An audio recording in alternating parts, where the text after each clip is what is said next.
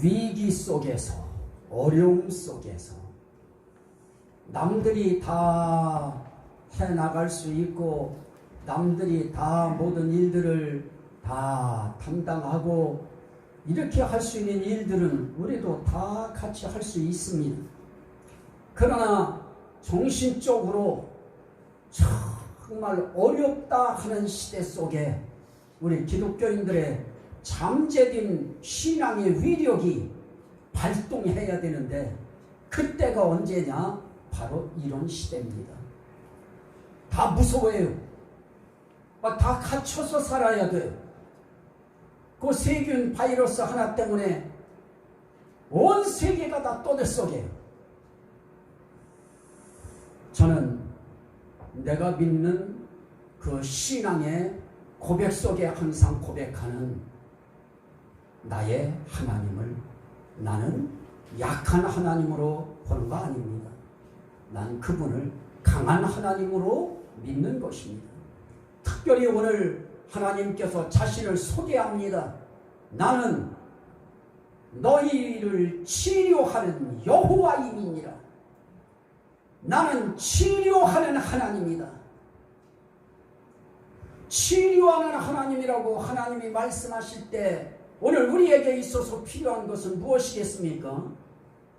치료하는 하나님이 이 세상 그 어떤 바이러스도 질병도 하나님은 다 치료하실 수 있다 하는 이 신앙이 우리 가슴 속에서 다시 한번 오늘 끌어올려야 되는 바로 그런 때에 우리가 지금 살아가고 있습니다. 자, 우리 하나님 앞에서 우리 하루하루의 우리의 삶에 대해서 우리 하나님이 약속하신 말씀들이 있습니다. 시편 16편에 있는 말씀에 8절 이하의 말씀에 보면 그런 다윗의 고백이 나타납니다. 내가 여호와를 항상 내 앞에 모시며 그가 나의 오른쪽에 계심으로 내가 흔들리지 아니하리로다. 시편 16편 9절의 말씀은 이어서 그렇게 말씀합니다. 이러므로 나의 마음이 기쁘고 나의 영도 즐거워하며 나의 육체도 안전히 살리니. 참, 우리의 인생길에 있어서 우리 인생의 행복이 무엇이겠습니까? 우리 한 사람 한 사람이 하나님을 우리 앞에 모시고 사는 삶, 거기서부터 우리 인생길에 행복한 삶은 출발되어지는 것인데, 하나님을 항상 내 앞에 모실 때 하나님은 항상 내 오른쪽에 계신 것을 깨닫는 것입니다. 그래서 하나님 앞에 나는 흔들리지 아니하리로다, 그렇게 신앙 고백을 합니다. 이 고백이 오늘 저의 고백이 되어야 되고 여러분들의 신앙 고백이 되어야 됩니다. 문제는 우리에게 있어서 두려움이 문제입니다. 공포감이 문제입니다. 왜 두려울까요? 왜 공포스러울까요? 이건 우리 신앙인들 누구나가 가질 수 있는 그런 부분들인데요. 하나님을 제대로 앞에 모시지 않고 살면, 그러면 이런 때에 무엇이 일어나느냐? 두려움이 일어나요. 요동이 일어나요. 내 마음이 흔들려요. 사람들이 병에 걸린다고 하고 갖가지 뉴스가 떠돌고 또 죽은 사람들도 있고, 이러면 우리 모두에게 가장 먼저 다가오는 것이 공포감입니다. 두려움입니다. 이럴 때 우리 신앙인들에게 있어서 다시 한번 자극제가 되어야 되는 말씀이 바로 이런 말씀입니다. 다윗도 하나님 앞에 그의 인생길에 아픔이 얼마나 많았어요. 고통이 얼마나 많았어요.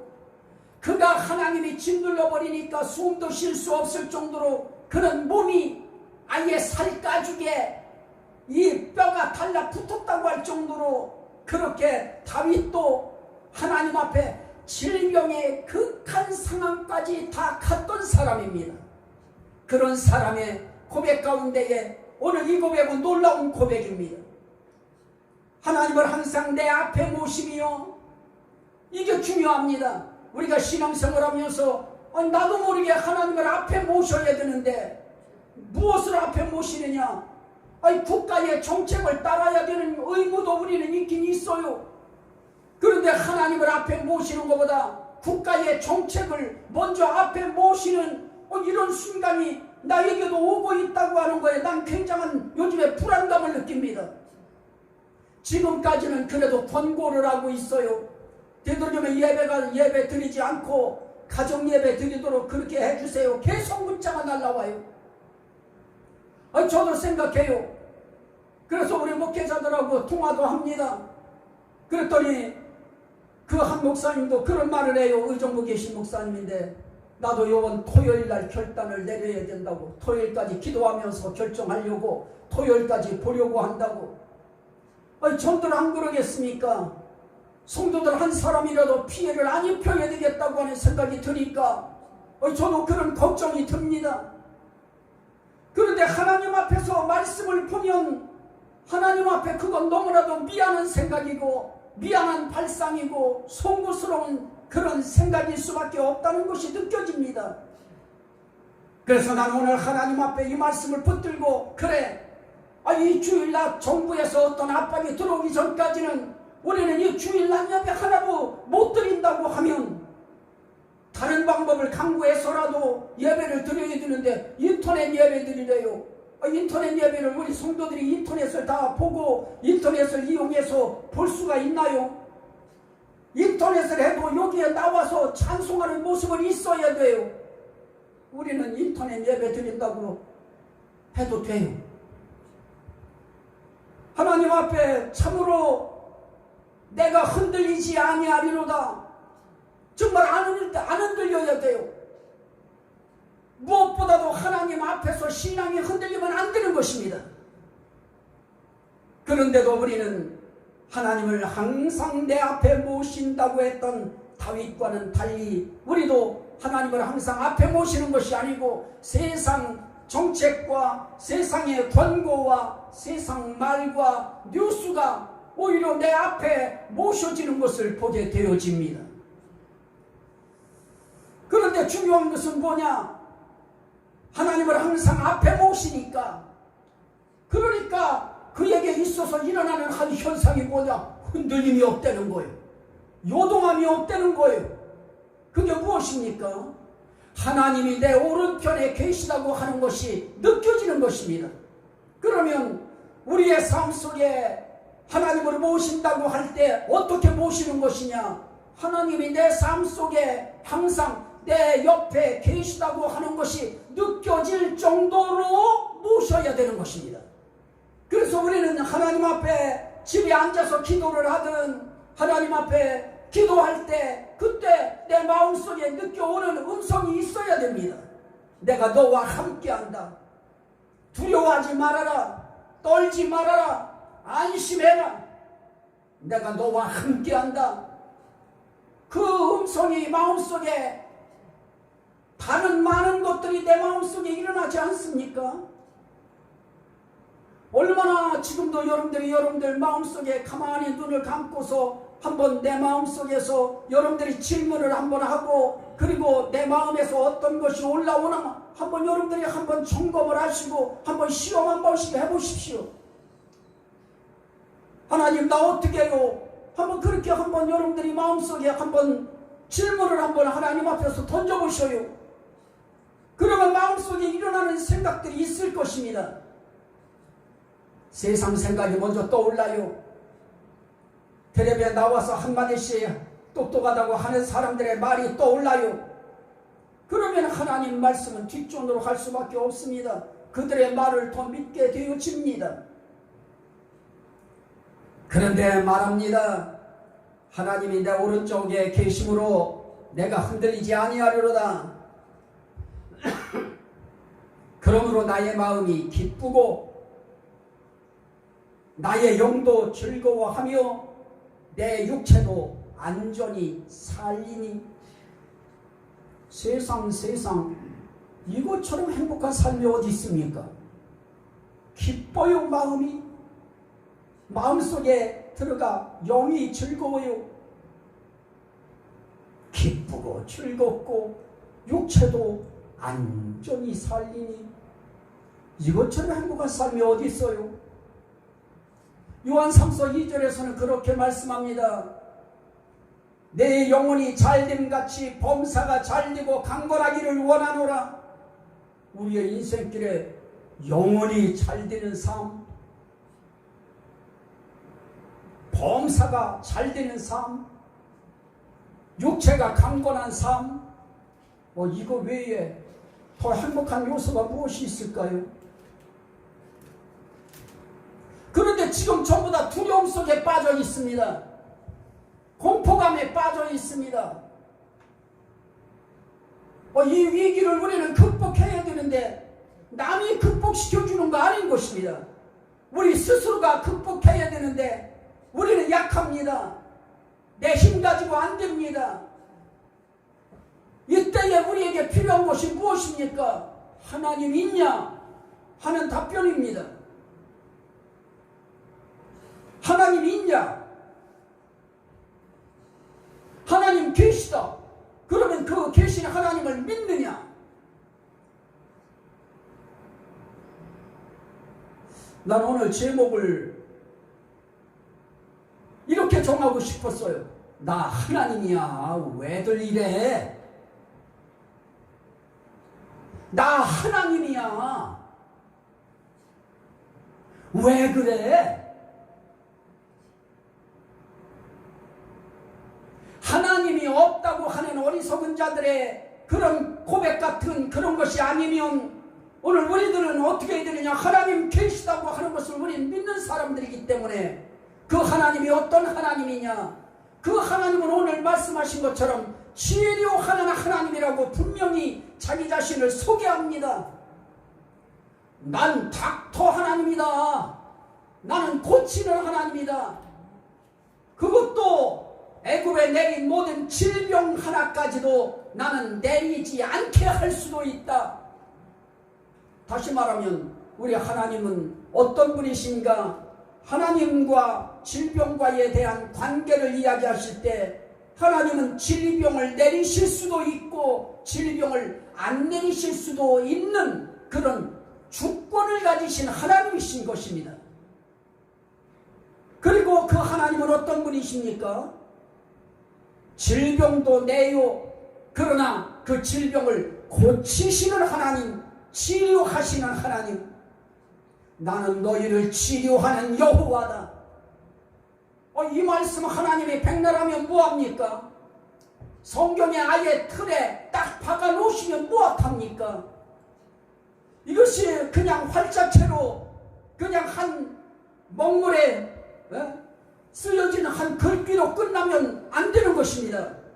하나님은 내 병까지도 치료하시는 하나님, 이 나라에 온 바이러스 10군가 그 병까지도 치료할 수 있는 하나님, 하나님은 다 치료할 수 있다고 하는 이 믿음 가지고 우리가 살아야 되고 그 믿음을 앞에 모셔야 그래야 그 하나님 앞에서 우리는 흔들리지 않고 살아갈 수 있는 것입니다. 그런데 하나님께서 그런 말씀을 합니다. 자, 이 하나님이 질병을 내는 이유에 대해서 하나님께서 말씀을 하시는데요. 질병 내는 이유는 다른 거 없습니다. 민수기 16장 46절 말씀에 보면 이 질병을 내실 때에 하나님은 괜히 질병을 내시는 것이 아니고 하나님은 질병 내는 이유가 분명히 있다고 말씀합니다. 모세가 말합니다. 이스라엘 사람들이 너만 하나님이냐? 너만 그렇게 잘났냐? 하고 고라 자손들이 백성들이 함께 합류를 해가지고 대모하러 나온 겁니다. 모세를 찾아 나온 겁니다. 그때 하나님께서 그들을 손을 보십니다. 그래서 그들이 죽어요. 250명이 하나님께서 불로 그들을 태워서 죽여버리십니다. 이때에 이스라엘 자손들이 또 아론을 원망해요. 너희가 여호와의 백성을 죽였도다. 말도 잘해요. 하나님 백성 네가 죽인 것이다. 그래서 그 말을 듣고 있는 순간에 구름이 몰려오더니 하나님의 영광이 나타나요. 그러더니 모세에게 말씀합니다. 너희는 이 회중에서 떠나라. 내가 순식간에 그들을 멸하려 하노라. 그때 모세와 아론이 하나님 앞에 털썩 엎드려서 하나님 앞에 엎드려 버립니다. 그러면서 아론에게 모세가 명령을 합니다. 너는 향로를 가져다가 제단에 불을 담고 그 위에 향을 피워서 급히 회중에게 가서 그들을 위하여 속죄하라. 여호와께서 진노하셨으므로 연병이 시작되었음이니라. 하나님이 진노하면 연병이 시작된다는 게 뭘까요? 전염병이 시작되는 것입니다. 그래서 우리 신앙인들은 이런 전염병이 발생하고 전염병이 세계를 휩쓸고 전염병이 국내를 휘어감고 있을 때 가장 먼저 우리 신앙인들 입장에서 무엇을 먼저 생각해야 되느냐? 하나님이 진노하셨구나. 그래서 하나님 앞에 진노한 그들을 위해서 어떻게 해야 됩니까? 그들이 속죄가 이루어져야 됩니다. 죄사함이 이루어져야 됩니다. 그래서 백성을 위해서 속죄합니다. 죽은 자와 산 자 사이에 아론과 모세가 딱 섭니다. 그때에 연병이 그치니라 그럽니다. 죽은 자와 산 자 사이에 서야 비로소 무엇이 이루어지느냐? 전염병이 그치는 역사가 일어납니다. 누군가는 죽은 자와 산 자 사이에 서야 되는데 오늘 이 시대에 죽은 자와 산 자 사이에 설 수 있는 사람들이 없습니다. 목회자는 사람 아닌가요? 목회자도 병은 두려워요. 근데 저는 뭔 생각을 어제 하면서 이 설교 때문에 어떤 고민을 했느냐? 어제 토요일 아주 고민이 많았어요. 전화를 일일이 돌려야 되나 어떻게 해야 되나. 근데 내가 생각한 건 그겁니다. 아니 바이러스라고 하는 식구가 네게 왔던 암병보다도 센 거냐?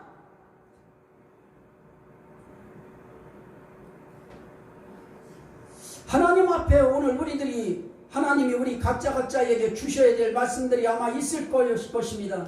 또 있어야 될 것입니다. 하나님 앞에서 하나님이 진노하면 연병이 발생했다. 전염병이 발생했다. 우리 신앙인들은 그런 의식이 우리 머릿속에 들어와야 됩니다. 신명기 28장도 역시 마찬가지입니다. 신명기 28장에는 말씀해 보니까 58절 이하에 그런 말씀이 있습니다. 네가 만일 이 책에 기록한 이 율법의 모든 말씀을 지켜 행하지 아니하고 네 하나님 여호와라 하는 영화롭고 두려운 이름을 경외하지 아니하면 여호와께서 네 재앙과 네 자손의 재앙을 극렬하게 하시리니 그 재앙이 크고 오래고 그 징병이 중하고 오래일 것이라. 여호와께서 네가 두려워하던 애굽의 모든 질병을 네게로 가져다가 네 몸에 들어붙게 하실 것이며 또 이 율법책에 기록하지 아니한 모든 질병과 모든 재앙을 네가 멸망하기까지 여호와께서 네게 내리실 것이니. 자, 이 땅에 하나님께서 재앙을 내릴 때 그 재앙 속엔 뭐가 있느냐? 질병이 포함됩니다. 그래서 질병도 재앙인 것입니다. 그런데 그 재앙은 언제 오느냐? 하나님의 말씀을, 기록된 말씀을 지키지 않습니다. 다시 말하면 말씀을 행하지 않는 것입니다. 불순종하는 것입니다. 하나님 두려운 이름, 영화로운 이름, 이걸 경외하지 않는 것입니다. 그러면 우리는 얘기할 것입니다. 요즘에 유행하고 있는, 한참 창궐하고 있는 그런 집단들, 그런 사람들은 뭐냐? 하나님을 경외해야 되는데 잘못 경외하는 것입니다. 정말 잘못됐습니다. 나는 그분들도 불쌍합니다. 그래서 저는 그 대책도 세우고 죄하 거기에서 수만 명은 탈퇴할 것으로 이야기하는 사람들이 있어서 그들을 위한 대비책을 세워야 된다고 하는 사람들도 있습니다. 그들도 건져내야 되는데 그들에게 말씀으로 그들을 가르치고 그들도 주님 앞에 품어야 될 대상자라고 하면 지금 그들이 믿음 생활하고 있는 모습들이 정말 불쌍합니다. 가련합니다. 어떻게 한 인간을 보혜사 취급을 합니까? 어떻게 성령 취급을 해요? 그리고 그가 심판자의 위치에 그들은 다 올려놔 있어요. 하나님께서 하나님의 기록된 말씀을 바르게 알고 바르게 지키고 하나님을 바르게 경외해야 되는데 그것이 이루어지지 아니할 때 하나님이 하시는 방법이 뭐냐? 재앙을 내리시는 것입니다. 그런데 이때까지 애굽에 내렸던 재앙 그것보다도 거기에 없는 재앙도 더한다고 이야기합니다. 이럴 때는 어떻게 해야 되느냐? 빨리 고집 부리지 말고 우리 각자가 하나님 앞에서 나는 그러면 하나님 앞에 얼마나 바르게 살았는가? 말씀 앞에 나는 얼마나 참되게 하나님을 경외했는가? 우리 각자가 하나님 앞에서 그 세임을 먼저 하나님 앞에서 해야 됩니다. 그래서 하나님 앞에 우리가 할 수 있는 거 회개하면 되는 것입니다. 불쌍히 여겨달라고 호소하면 되는 것입니다. 레위기 말씀도 역시 마찬가지입니다. 레위기 26장 15절 16절 말씀에도 보면 내 규례를 멸시하며 마음에 내 법도를 싫어하여 내 모든 계명을 준행하지 아니하며 내 언약을 배반할진대 내가 이같이 너희에게 행하리니 곧 내가 너희에게 놀라운 재앙을 내려 폐병과 열병으로 눈이 어둡고 생명이 쇠약하게 할 것이요. 자, 모든 것들이 다 하나님께서 이렇게 재앙을 내리실 때는 하나님은 딱 하나예요. 하나님에게서 마음이 떠나는 겁니다. 하나님 말씀으로부터 우리가 등을 돌리는 것입니다. 하나님 경외하는 것으로부터 우리의 마음이 자꾸 멀어져 가는 것입니다. 이럴 때 하나님께서 너희에게 재앙을 내리는데 어떤 재앙이냐? 놀라운 재앙을 내리겠다 그러십니다. 나는 이런 말씀 옛날에 읽기 싫었어요. 왜냐하면 두려웠기 때문에 그렇습니다. 두려웠다는 말은 뭡니까? 하나님을 100% 앞에 모시지 못했다는 뜻인 것입니다. 이런 위기에 처하면 두려움이 일어나요. 그러나 하나님 앞에서 하나님을 섬기고 하나님을 앞에 모시고 그래도 하나님 말씀대로 그래도 기본적인 틀을 지키려고 노력하고 하나님 앞에 믿음의 삶을 살아가는 사람들에게는 그런 두려움이 다소 있을 수 있습니다. 그러나 다소입니다. 하나님 앞에 조금만 더 마음을 구부려 집어넣고 하나님 앞에서 자신의 약함을 고백하고 부족함을 고백하고 잘못됨을 고백하면 그 하나님은 바로 나의 마음속에서 두려움을 떨쳐내게 만들어주시고 내 마음속에 공포감이 물러가게 만들어주시고 내 마음속에 든든한 마음, 훈훈한 마음을 일으키셔서 하나님을 의지하게 만드시는 것입니다. 여러분, 우리는 하나님 앞에서 질병 앞에 우리가 할 수 있는 일 없습니다. 오늘날 나는 이 암의 말기까지 가본 사람이라 나는 이 우리나라의 의료진들의 실력을 나는 높이 평가하는 사람 중에 하나입니다. 정말 초기에만 발견하고 앵간한 상황 속에서만 발견하면 그래도 치료해낼 수 있는 능력들이 나는 우리나라의 많은 의료진들이 갖고 있다고 하는 것을 나는 믿어주는 사람들입니다. 그 사람 가운데 하나입니다. 그런데 요즘에 보십시오.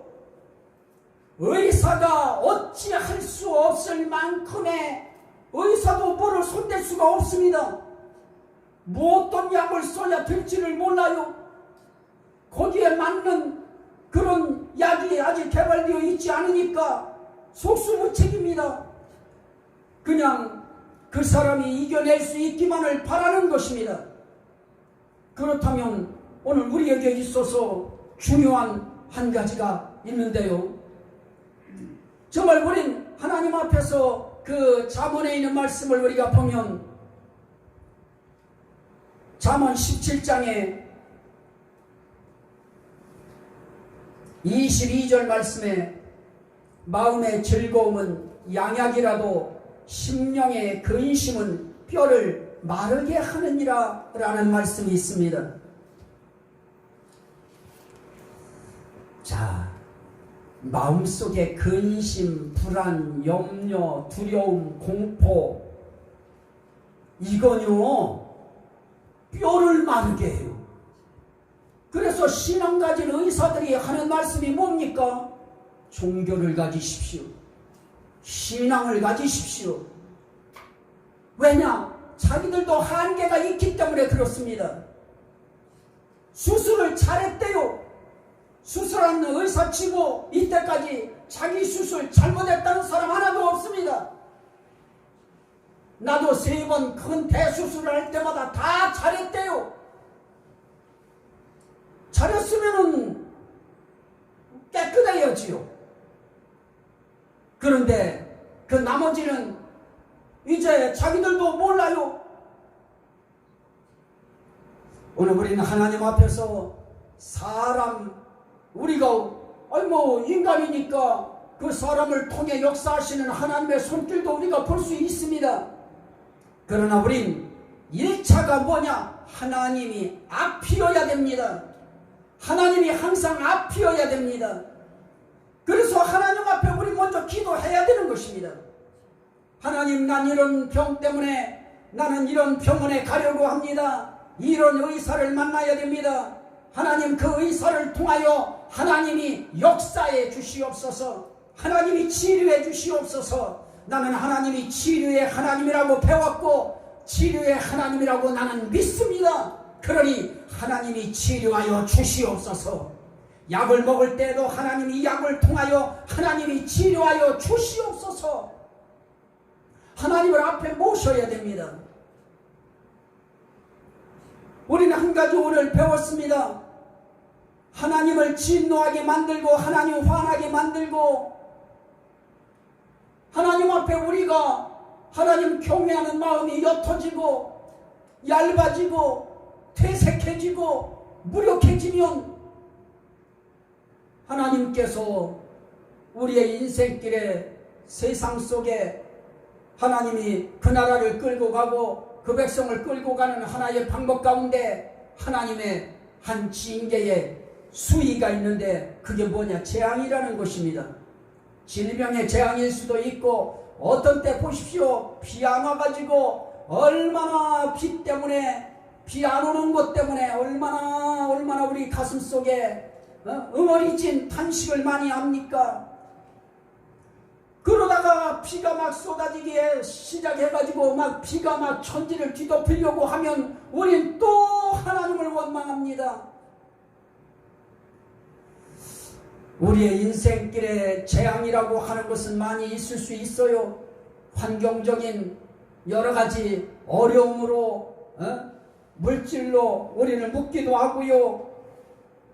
또 질병으로 하나님이 재앙을 내리시기도 하시고 나라적으로는 기근도 내리고 홍수도 내리게 하시고 여러 가지 있지만은 성경에서 이야기하는 부분들을 보면 정말 단순합니다. 우리 하나님은 단순해요. 사무엘하 24장에 있는 말씀에 보면 10절 이하의 말씀이 나타납니다. 다윗이 백성들을 호구조사를 합니다. 그 호구조사할 때 그 마음속에 뭐가 있는가? 내 백성들이 얼마나 되는가? 싸움에 나갈 수 있는 군인들이 얼마나 될까? 의시되는 마음을 갖습니다. 그랬더니 하나님께 바로 다윗이 자책을 합니다. 일을 버려놓고 신하들이 와서 보고를 딱 하는 순간 그 가슴속에 찡 하고 들어오는 것이 있었습니다. 그래서 다윗이 자책을 하면서 하나님한테 말씀을 올립니다. 내가 이 일을 행함으로 큰 죄를 범하였나이다. 여호와여, 이제 간구하옵나니 종의 죄를 사하여 주옵소서. 내가 심히 미련하게 행하였나이다. 여러분, 호구조사한 거 임금이 호구조사할 수 있지요. 내 백성들이 몇 명이나 되는지 호구조사할 수 있겠지요. 교회도 마찬가지겠지요. 목회자들도 교인들이 얼마나 되는지 교인 수 조사하겠지요. 통계 내겠지요. 그래서 몇 프로 증가한 목회자들은 좋을 겁니다. 그런데 주의해야 될 것이 있습니다. 다윗은 그렇게 해놓고 바로 깨달아요. 용서해달라고.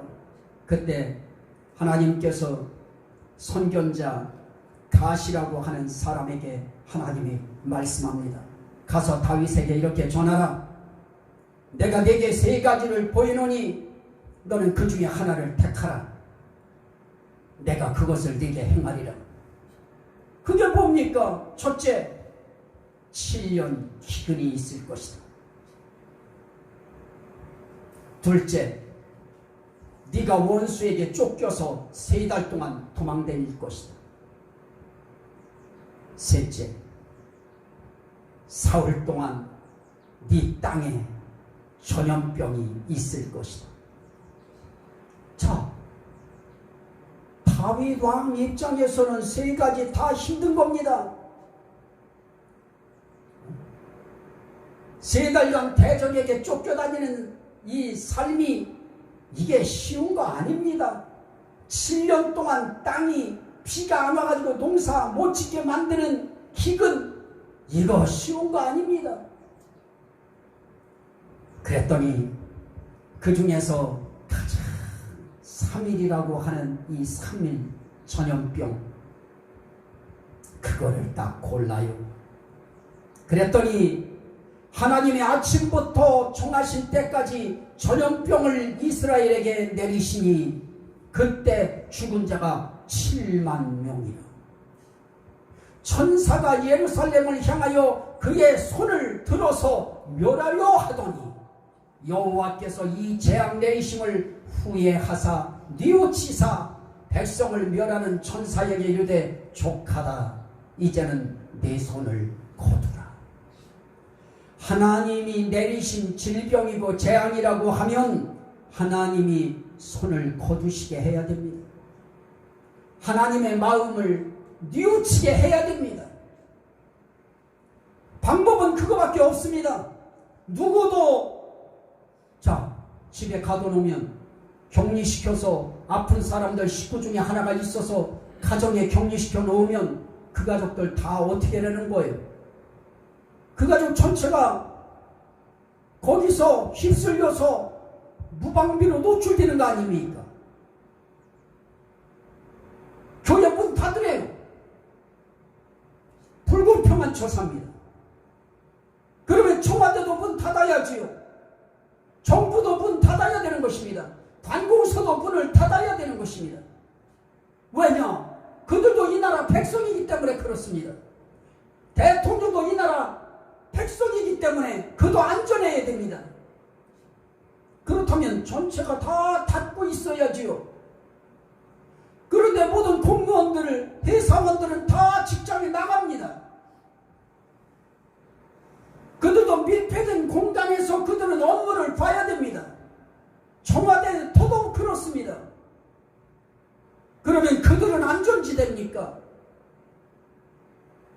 중에 누가 병든 자인지 어떻게 합니까?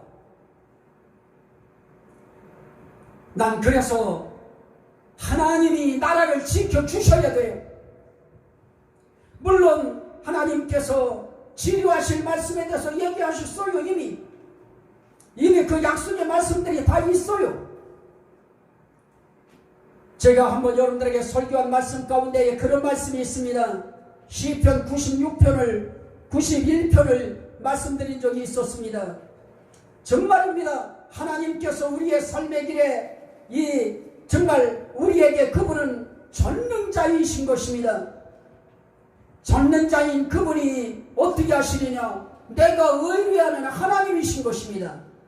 그분이 5절 말씀, 3절 말씀에 보니까 이는 그가 너를 새 사냥꾼의 올무에서와 심한 전염병에서 건지실 것임이로다.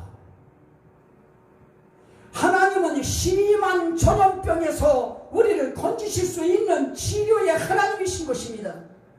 하나님은 때리시기도 해요. 그러나 하나님은 때리신 다음에 어떠한 하나님이냐? 그분은 반드시 싸매시는 하나님이신 것입니다.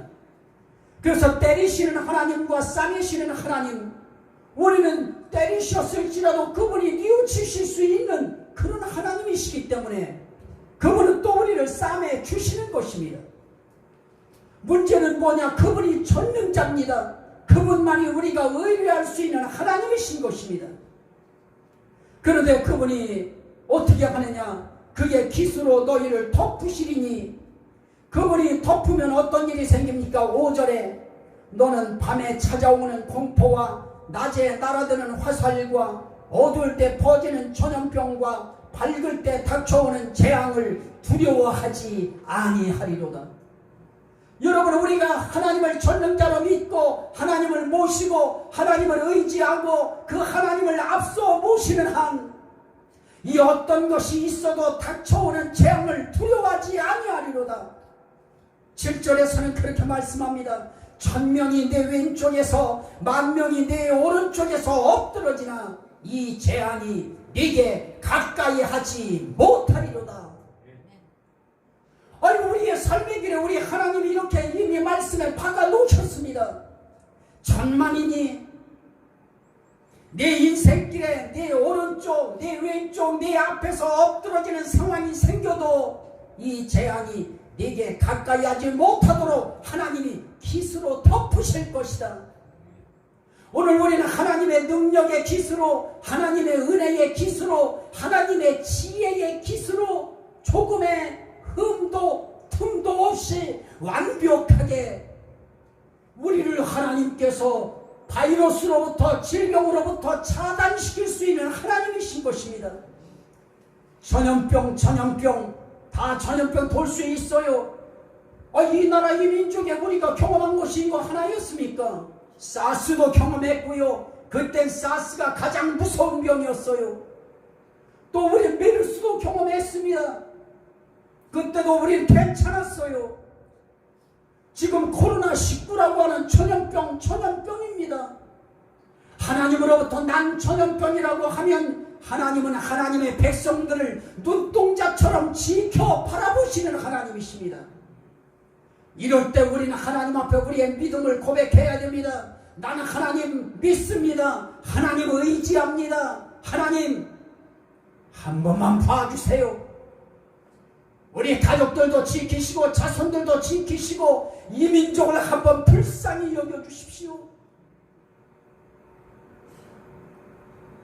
이건 이미 전염병은 미가서 2장 3절에 보면 하나님께서 재앙을 계획하시고 그러십니다. 재앙도 하나님이 계획하셨다고 하면 재앙의 시작도 계획하시고 재앙의 끝도 하나님이 계획하신 대로 하실 것입니다. 그런데 이미 예언됐어요. 이제 우리는 어떻게 하느냐? 예수님이 채찍에 맞으심으로 너희가 나음을 입었도다라고 이미 말씀하셨습니다. 예수님이 채찍에 맞으심으로 우리가 당할 모든 전염병까지도 우리 예수님이 다 담당하셨습니다. 그래서 문제는 뭡니까? 우리 주님 앞에서 우리가 할 수 있는 것은 다른 거 없습니다. 그분의 존재를 인정해 드리는 것입니다. 그분의 능력을 인정해 드리시는 것입니다. 그분만이 우리에게, 그분이 마음이 기쁘고 줄 분 앞에서 우리가 결국은 그분 앞에 뭘 1대1의 관계 속에서 무슨 뭐를 협상하듯이 우리가 그럴 관계가 되어집니까? 우리가 자녀 해도 우리가 말 잘 듣는 자녀의 역할 합니까? 신부 해도 신랑 앞에 이쁜 신부 역할 우리가 합니까? 제가 그렇게 못하니까 자신 없어서 여러분들한테도 용기를 갖게 만들려고 하는 것입니다. 우리는 완벽하지 못한 거 그분이 이미 아시고 이 땅에 십자가 지고 가셨습니다. 문제는 그렇게 한 모든 죄값, 죄 때문에 맞은 질병 아니겠습니까? 그 모든 거 내가 다 담당했으니 이제 담당한 나를 믿어라. 나를 의지해라. 나를 인정해라. 나를 환영해라. 영접해라. 그리고 말씀합니다. 너희 중에 즐거워하는 자가 있느냐? 그러면 기뻐해라. 너희 중에 고난당하는 자가 있느냐? 기도해라. 그런데 혹시 너희 가운데 병든 자가 있느냐? 교회 대표자를 청해서 기름을 바르며 위하여 기도해라. 그러면서 말씀합니다. 의인의 기도는 병든 자를 구원하리니 주께서 일으키시리라. 그러면서 말씀합니다. 의인의 간구는 역사하는 힘이 많으니라. 난 오늘 우리가 하나님 앞에 이런 병이 치솟을 때마다 하나님 앞에 정말 하나님 병 고치는 은사 강하게 좀 한 번만 몇 년 동안만 하고 가게 해주세요. 정말 하나님 앞에 치유의 은사가 있어요. 병 고침의 은사가 있어요. 그런데 난 이런 병들이 창궐할 때 왜 그 신유 은사 받았다고 하는 사람들이 가만히 있을까요? 그들에게 자원봉사자로 해서 기도해서 다 낫게 만들어야 될 거 아니겠습니까? 그래서 난 여러분들한테 이 시간에 드리는 말씀이 뭐냐? 하나님 앞에서 할 수 있는 한 우린 재롱신앙 우리가 키워나가자 이겁니다. 한 가지씩이라도 하나님 말씀 지켜나가는 그런 이제 우리가 훈련도 하고 하나님 앞에 이쁜 짓도 하고 우리가 할 수 있는 거 뭐 있어요? 하나님 앞에 예배 드리는 거 그리고 우리가 할 수 있는 주님 앞에서 우리가 최소한의 주님 앞에 헌신하는 모습들 이 이상 뭘 어떻게 우리가 더 할 수 있어요? 그런데도 하나님은 그런 하나하나 때문에 하나님이 기뻐하셔요. 그리고 기뻐하는 하나님이 우리의 심령 속에 기쁨을 주시고 우리의 영 속에 즐거움을 주시고 우리의 육체의 삶 속에 안전지대를 설치하셔서 우리로 하여금 안전하게 살아가게 만드시는 것입니다. 그래서 하나님은 이 땅에 예수님이 이 땅에 육신으로 오셔서 하신 일이 뭡니까? 병든 자들 치료하시는 일 하시고요. 그거는 하늘에 있던 마음 그대로 이 땅에 가지고 내려오신 것입니다. 이 땅에 오셔서만 병든 거 치료하신 거 아니에요. 누가복음 4장 17절 이하에 보면 이 땅에 오셔서 그분이 눌린 자 자유케 하시는 거예요. 병에 눌리고 전염병에 눌리고 모든 이 종살이같이 눌림에서 자유하게 해주시는 것입니다. 그래서 그분은 열병 다 퇴치시켜 주셨어요. 이 병이라고 하는 것이 무엇 때문에 죽는 겁니까? 열 올라서 죽는 거잖아요. 전염병의 대부분이 다 열로 죽는 거 아니겠습니까? 열 올라서. 겁먹을 것도 없고 두려울 것도 없고 우리는 너무 뉴스를 많이 봐서 탈이에요.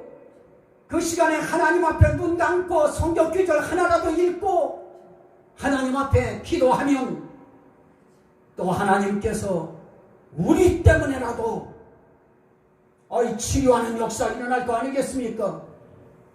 시스기야 기도 한 방에 그 나라 15년이나 아수르의 손에서 건짐을 받았습니다. 그리고 자기의 죽을 병도 치료 받았습니다. 나만도 치료 받았지 않습니까? 불치병이. 그런데 남아의 불치병에 대해서 성경은 참 놀랍게 이야기를 합니다. 그 시대에 이 나병 걸린 사람이 나만 한 사람이었느냐? 그러나 그 많은 사람 가운데 그가 택하심을 입었느니라. 오늘 우리가 하나님 앞에서 우리도 이런 병 저런 병 걸릴 수 있지 않습니까? 그런데 그래도 괜찮은 이유는 네 생명 내가 붙들고 있다. 네 생명을 하나님이 붙드시는 것이다. 그러니 두려워하지 말아라. 염려하지 말아라. 걱정하지 말아라. 나를 그럴수록 더 의지해라. 그러면 내가 내 깃으로 너희를 덮으리라. 그러면 끝나는 것입니다. 그런데 어느 날 바울 사도가 안수할 때 병자들이 막 치료돼요. 사도행전 28장 8절에 보면, 사도행전 19장 11절 이하에 보면 막 그냥 기적 같은 일들이 일어나요. 우리도 그런 일이 일어날 수도 있겠지요. 어느 순간 하나님이 역사하시고 어느 순간 또 목사의 마음이 달궈진 마음으로 또 하나님 앞에 기도하다 보면, 저는 우리 여동생이 어릴 때 아마 7살 정도 된 것 같습니다. 걔가 감기가 걸려가지고 막 그냥 열이 막 올라서 끙끙 앓고 있으니까 새벽기도 가는 청년 시절이죠. 제가 고등학교 막 졸업하고 새벽기도하러 가는 이제 시간이니까 저는 새벽기도하러 나가는데 막 걔가 아파가지고 막 끙끙거리고 있어요. 그래서 그날은 그 기도 하나 했습니다. 하나님 도와주세요. 지켜주세요. 함께 해주세요. 우리의 동생 고쳐주세요. 새벽기도 시간에 제가 그때 그렇게 특별한 기도 하겠습니까? 하나님 앞에 간절하게 기도한 것밖에 없습니다. 그리고 새벽기도하고 집에 딱 들어섰더니 그 아이가 나와서 뛰어놀아요. 이때는 아멘 좀 하셔요. 하나님은 거기에 있어서 그 자리 옆에서 안수해야만 역사하시는 것이 아니고, 서로 각자 떨어져 있어도 떨어져 있는 곳에서 중보기도 할 때 하나님은 역사하시는 것입니다. 나는 이 한 주간 두려워하지 마세요. 염려하지 마세요. 공포감에 젖어들지도 마세요. 우리에게는 치료하는 하나님이 계셔요. 이 하나님의 치료의 역사가 이 대한민국을 치료하시고 지금 고통당하는 대구 지역에 이 불쌍한 우리 백성들을 고치시고 또 각 우리나라 전역에 일어났잖아요. 이 나라를 하나님이 보호하사 지키시는 치료의 역사가 대한민국의 현장과 세계 속에 하나님의 역사가 강하게 나타나는 이 한 주간 되시기를 주의 이름으로 축원합니다. 우리 같이 한번 하나님 앞에 기도합시다. 세계의 질병을 위해서, 우리나라의 이 코로나 질병을 위해서 하나님 불쌍히 여기시고 고쳐달라고 주여 삼청하고 기도합니다.